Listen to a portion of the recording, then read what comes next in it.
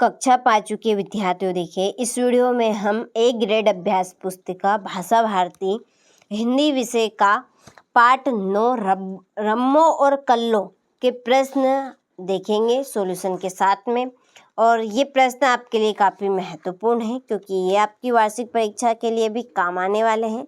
ठीक है, तो बिल्कुल हल्के में नहीं लेने हैं, प्रश्नों को अच्छे से कंप्लीट करना है ताकि आप अच्छे से अच्छे नंबर स्कोर कर सकें। ठीक है, चलिए तो वीडियो को बिना किसी देरी के शुरू करते हैं और चलिए बढ़ते हैं इसके प्रश्नों की ओर। ठीक है, तो देखिए पहला प्रश्न है आपका कि बाबूजी के समझाने के बाद क्या हुआ। बाबूजी थे किसके? रम्मो और कल्लो के।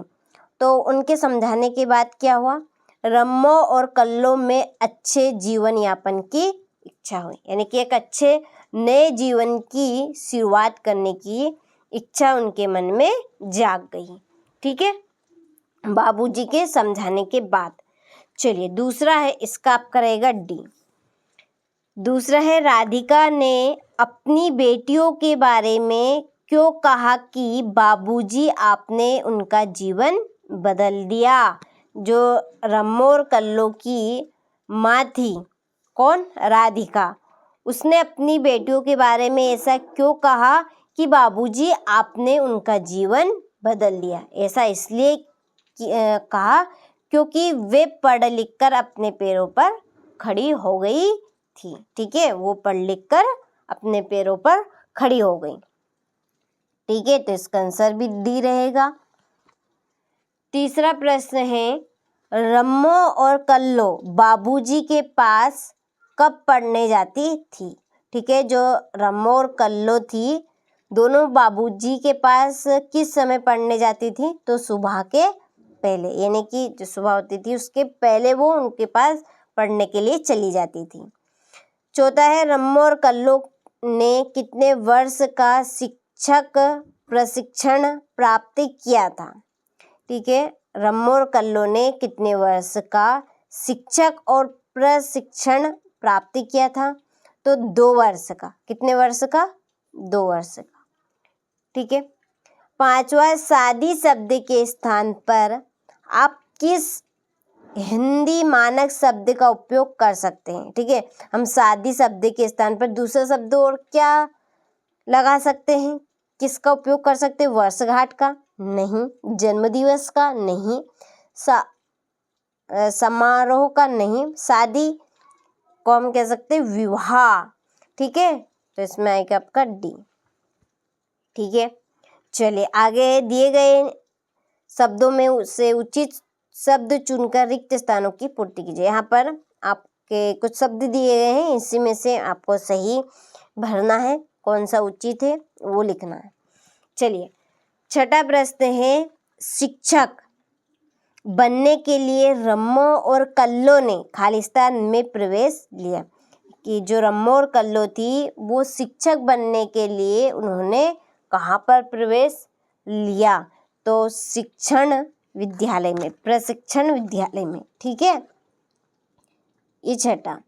राधिका ने खालिस्तान मासिक पर सहायिका रखी। तो राधिका ने मासिक पर यानी कि महीने की क्या रखी? कितनी फीस रखी? तो 100 रुपये, सॉरी 100 रुपया आएगा इसमें। क्या आएगा इसमें? 100 रुपया।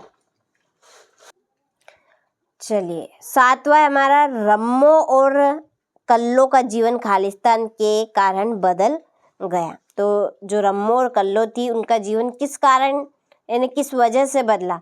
तो बदला था पढ़ाई की वजह से। किसकी वजह से? पढ़ाई की वजह से। वो पढ़ लिख कर एक शिक्षिका बन गई। ठीक है, दोनों। तो इसमें आपका आएगा पढ़ाई, ये 8वां। 9वां है कालाक्षर भेष बराबर का अर्थ खालिस्तान होना है। तो कालाक्षर भेष बराबर किसे कहते हैं? ये तो आप भी जानते हैं। कालाक्षर भेष बराबर किसे कहेंगे? हम अनपढ़ को कहेंगे कि उसके ठीक है, उसके लिए जो कालाक्षर है वो भी भेष बराबर है। कुछ भी लिखा है, कुछ समझ में नहीं आ रहा है उसको, तो क्या कहेंगे? अनपढ़। तो इसका आंसर आपका 9वें में ही आएगा। अनुरोध करने के लिए खालिस्तान शब्द का प्रयोग किया जाता है। तो अनुरोध करने के लिए हम किस शब्द का उपयोग करेंगे? तो कृपया। ठीक है, किसका? कृपया का। ठीक है, हो गया। चलिए इसके बाद में जो क्वेश्चन नंबर आपका 11 से 20 तक के जो प्रश्न है उनके सॉल्यूशन की पीडीएफ हमने तैयार कर ली है। तो चलिए इसकी पीडीएफ की ओर बढ़ते हैं। तो देखिए 11वां प्रश्न है, रम्मो और कल्लो की पढ़ाई का जिम्मा किसने लिया? तो रम्मो और कल्लो की पढ़ाई का जिम्मा बाबूजी ने लिया था। किसने लिया था? बाबूजी आप लिख सकते हैं। इस तरह रम्मो और कल्लो की पढ़ाई का जिम्मा बाबूजी ने लिया। दूसरा है, दोनों परिवारों ने एक साथ साथ मिठाई खाई। उक्त वाक्य में क्रिया का कौन सा प्रकार है? तो यहाँ सकर्मक क्रिया का है। किसका है? सकर्मक क्रिया का। चलिए 13वां, खिड़की शब्द का बहुवचन लिखिए। तो खिड़की शब्द का बहुवचन क्या बनेगा? खिड़कियां। ठीक है, क्या बनेगा? खिड़कियां। प्रश्नवाचक वाक्य का एक उदाहरण लिखिए। प्रश्नवाचक वाक्य बनाने की जिसमें हम प्रश्न कर रहे हैं, जैसे तुम कहाँ जा रहे हो। ठीक है, ये बने तुम कहाँ जा रहे हो, तुम कहाँ से आ रहे हो, तुम क्यों खेल रहे हो। ठीक है, यानी कि प्रश्न हम उस कर रहे हैं उससे। तो प्रश्नवाचक तुम कहाँ जा रहे हो, चिन्ह भी आपको लगाना साथ में, नहीं तो नंबर कट जाते हैं ऐसे। दिए गए मुहावरे का अर्थ लिखकर वाक्य में प्रयोग कीजिए। 9 2 11 होना। 9 2 11 होना का मतलब क्या होगा? अर्थ इसका भाग जाना। ठीक है, तो वाक्य में प्रयोग किस करेंगे? पुलिस को देखकर चोर 9 2 11 हो गया, यानी पुलिस को देखकर चोर क्या हो गया? भाग गया। ठीक है। दूसरा, मन मारकर रह जाना। मन मारकर रह जाना, अपनी इच्छा दबा लेना। इसका अर्थ क्या है? अपनी इच्छा को दबा लेना। वाक्य में प्रयोग कैसे करेंगे? पैसे ना होने के कारण वह मन मारकर रहेगा। ठीक है, उसके पास पैसे नहीं है। ठीक है, वो कोई चीज खरीद रहा है, उसके पास पैसे नहीं है, तो वहाँ उसको नहीं खरीदेगा, यानी कि अपने मन की इच्छा वो दबा लेगा। ठीक है, इस तरह से रहेगा। 16वां प्रश्न है, रम्मो और कल्लो की पढ़ाई करने की इच्छा और तेज कैसे हो गई? जो रम्मो और कल्लो थी उनकी पढ़ाई करने की इच्छा और तेज कैसे हो गई? तो देखिए, रम्मो और कल्लो को पढ़ने की आदत पड़ गई थी। वे रोज मन लगाकर पढ़ाई करती थी। ठीक है, रम्मो और कल्लो को पढ़ने की आदत पड़ गई थी और वे रोज मन लगाकर पढ़ाई करती थी। ठीक है। 17वां है, राधिका अपनी बेटियों को पढ़ाने से मना क्यों कर रही थी? जो राधिका थी वो अपनी बेटी कौन थी? रम्मो और कल्लो, उनको पढ़ाने से मना क्यों कर रही? तो देखिए इसके अंदर, राधिका गरीब थी, उसके पास पैसे नहीं थे, इसलिए वह अपनी बेटियों को नहीं पढ़ा सकती थी। राधिका ने क्यों मना किया था अपनी बेटियों को पढ़ाने से? क्योंकि राधिका बहुत ही गरीब थी, उसके पास पढ़ाने के लिए पैसे नहीं थे। इस वजह से राधिका अपनी बेटियों को पढ़ाने के लिए मना कर रही थी।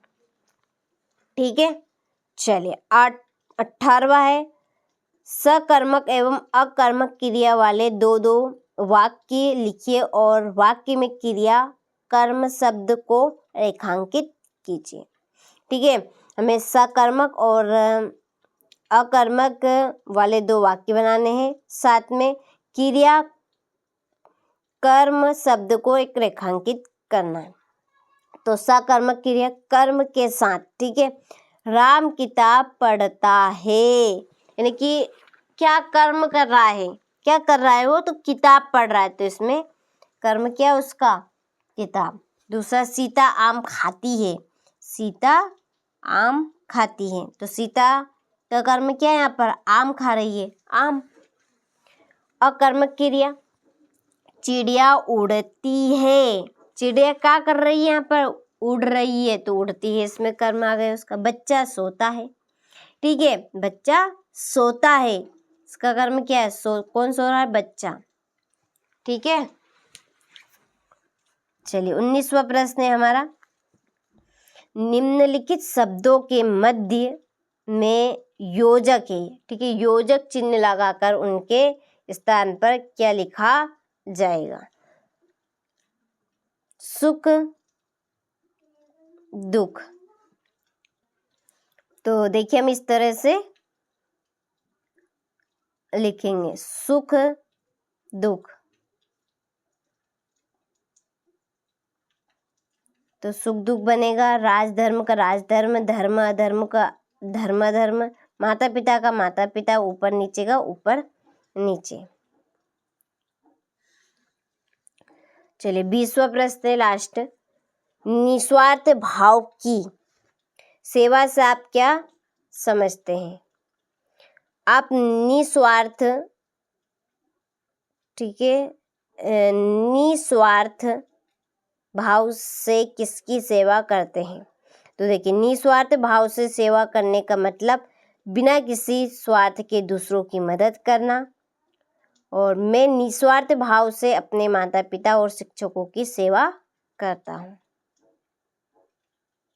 ठीक है, चलिए तो ये आपके हो गए टोटल 20 प्रश्न और साथ में इनका सॉल्यूशन। ठीक, चलिए तो मिलते हैं आपसे अगले वीडियो में अगले पार्ट के प्रश्नों के साथ।